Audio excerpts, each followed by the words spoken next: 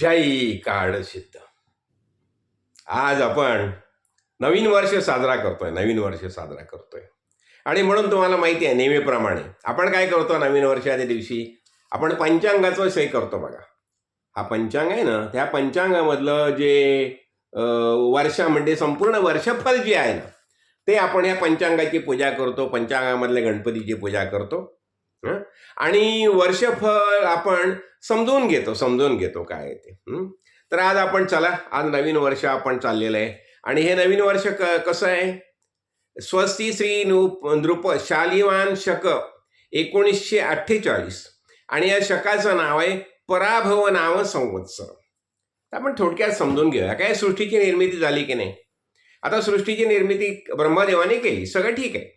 आणि हे कधी केली, या गुढीपाडव्याच्याच दिवशी त्यांनी केलेली आहे, कळलं की नाही. म्हणून या गुढीपाडव्याला विशेष महत्त्व दिलं जातं आणि आपण मग गुढ्या तोरणं उभारतो, कळलं ना. आणि सगळ्या प्रकारचे आपण आनंद अनुभवतो, आनंद साजरा करतो, कळलं ना. त्याच्या संदर्भात काय म्हटलं जातं, अर्थात जे 3.5 मुहूर्त मानले जातात आपल्या वैदिक परंपरेप्रमाणे, त्यामुळे हा गुढीपाडवा हा एक म्हणजे महत्त्वाचा असा मुहूर्त आहे, कळलं ना. आणि ह्याचं आणि ह्याला नाव काय दिलं, शालिवान शक म्हटलेलं आहे. आणि हे शालिवान शक म्हणण्याचं कारण याच्या संदर्भात आपण ही गोष्ट नेहमी पाहतो. हा शालिवान जो आहे ना, हा एक कुंभाराचा मुलगा असतो.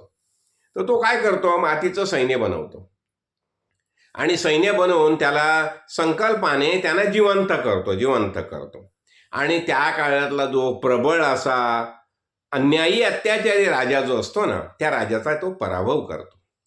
संक्षिप्तपणे काय आहे, अहो सगळे लोक कसे होते, अस्मिता गमावून बसले होते. कुणामध्ये कुठलं सामर्थ्य, शौर्य, धैर्य काहीच उरलेलं नव्हतं.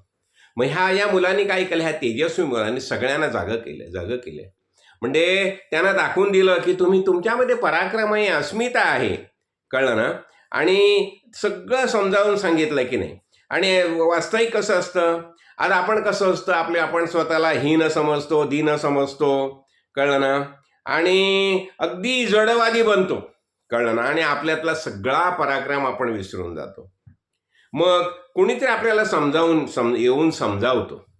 आता ही अनेक उदाहरणं आहेत बघा, कळलं की नाही. म्हणजे अगदी अर्जुन हातातलं शस्त्र टाकून बसला, मग त्यावेळेला काय केलं, श्रीकृष्णाने त्याला समजावलं, अरे बाबा तू युद्ध करायला पाहिजेस, तू क्षत्रिय आहेस, कळलं की नाही. नंतर वालीची कथा आपल्याला सगळ्यांना माहिती आहे. म्हणजे श्रीराम प्रभूने काय केलं, वालीने दक्षिणेकडे सगळ्या लोकांना ना अन्याय अत्याचारामध्ये दाबून ठेवलेलं. सगळे स्वतःची अस्मिता विसरून बसले होते. आणि मग रामप्रभूने वालीचा वध केला, कळलं ना. आणि पुन्हा मग ह्या दक्षिणेकडच्या सगळ्या लोकांनी आनंद अनुभवायला सुरुवात केली, कळलं ना. म्हणजे आणि हे गुढीपाडव्याच्या दिवशी सगळं घडून आलेलं आहे.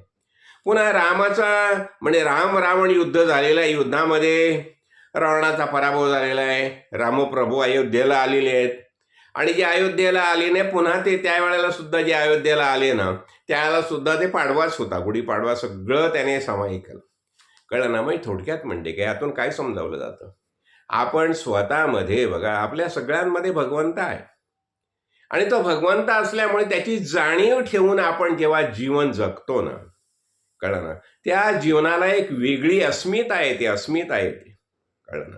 शिवाजी महाराजांना देखील काय केलं बघा, समर्थ रामदासांनी काय केलं.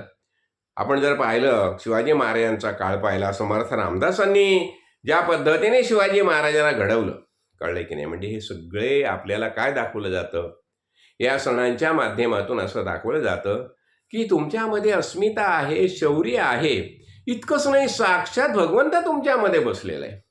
आपल्याला आपल्या काळसिद्धेश्वर महाराजांनी काय सांगितलं, आणि म्हणून आपण काय करायचो, अगदी गुढीपाडवा म्हटल्यानंतर महाराजांच्या अध्यक्षतेखाली आपण हा सण नेहमी साजरा करायचो, कळलं की नाही.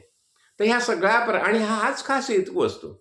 आणि योगायोगाने आज काय झालेलं आहे, ह्या गुढीपाडव्याच्या वेळेला नेमकं आपली शोभाताईंचं वाढदिवस सुद्धा 19 तारखेला आलेले. आता 19 तारीख गुढीपाडवा आणि गुढीपाडव्याच्याच दिवशी शोभाताईचा वाढदिवस आलेला आहे. आता शोभाताईने सुद्धा महाराजांचं केवढं कार्य केलं बघा.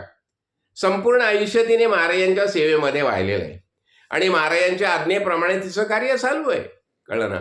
ह्या सध्या ह्या नवीन वर्षाच्या प्रसंगी या म्हणजे शोभाताईच्या वाढदिवसानिमित्त मी शोभाताईला सुद्धा खूप खूप शुभेच्छा आणि शुभाशीर्वाद देऊ इच्छितो. आणि आपल्या सगळ्याला, आपण सगळे जे संत संघामध्ये नियमित येणारे जे आहेत, तर सगळ्यांना नवीन वर्ष सुख, समाधान, समृद्धी, आरोग्य, कळलं ना, या सगळ्या प्रकारचं सहाय्य भगवत कृपेने सगळ्यांना प्राप्त व्हावं. आपलं हे नवीन वर्ष खूप समाधानाने जावं, कळलं ना, अशी मी भगवंताला, सद्गुरूला प्रार्थना करतो. आपल्याला आता भगवंत कोण? सद्गुरू हाच अंतर्यामी. आपले अंतर्यामी कोण बसले? सद्गुरूच बसलेले आहेत, कळलं की नाही. म्हणजे संक्षिप्तपणे मी हे सांगेन की या गुढीपाडव्याच्या निमित्ताने आपल्याला सगळं, आणि हे लक्षात ठेवा ना, सगळ्यांनी नियमित संत संघात यायचं. आपली अनेक प्रवचनं झालेली आहेत. गुढीपाडव्याच्या संदर्भात सुद्धा 1-1 तासाची प्रवचनं झालेली आहेत. मी तुम्हाला पाठवणार आहे ती प्रवचनं.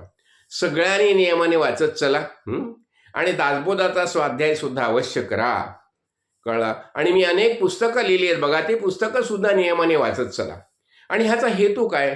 बघा, आपल्याला मनुष्य देह प्राप्त झाल्यानंतर आपल्याला काय करायला लागतं?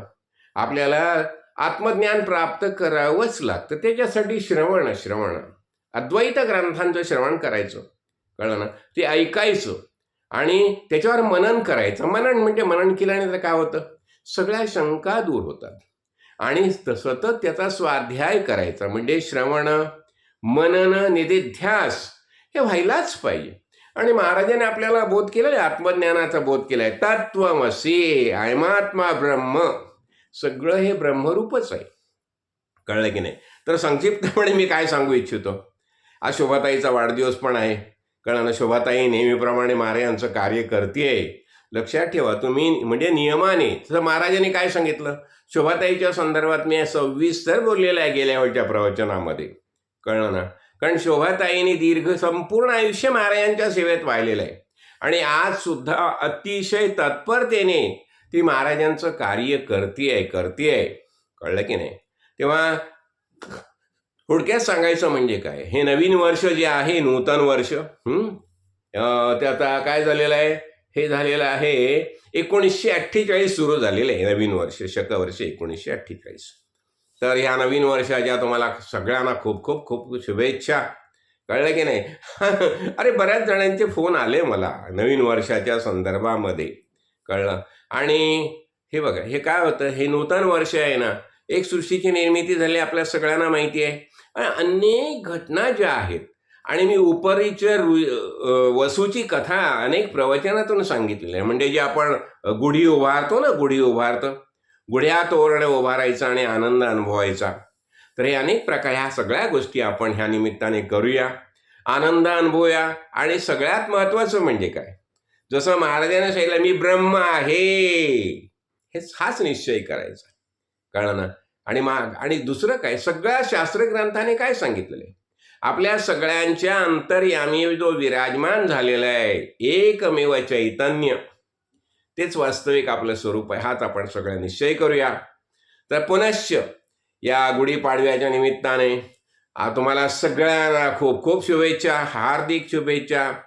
सगळ्यांना निरामय आयुष्याचं वरदान सद्गुरू कृपेने लाभावं, कळलं ना. आणि त्याचबरोबर आज शोभाताईचा वाढदिवस असल्यामुळे शोभाताईला सुद्धा महाराजांचं कार्य करण्यासाठी शक्ती सामर्थ्य प्राप्त व्हावं. आणि तुम्ही सगळ्यांनी शोभाताईच्या कार्यक्रमाला आवर्जून हजर राहायचं, लक्षात ठेवा. कारण महाराजांनी जे ज्ञान दिलेलं आहे त्याच ज्ञानाचं प्रबोधन शोभाताई दीर्घकाल करते आहे. आणि महाराजांनी काय सांगितलेलं आहे, शोभाताईमुळे मी प्रसिद्ध होणार आहे, कळलं ना. तेव्हा पुनश्च ह्या नवीन वर्षानिमित्त सगळ्यांना हार्दिक शुभेच्छा. जय जय रघुवीर समर्थ. राजाधिराज सद्गुरुनाथ श्री काळसिद्धेश्वर महाराज की जय.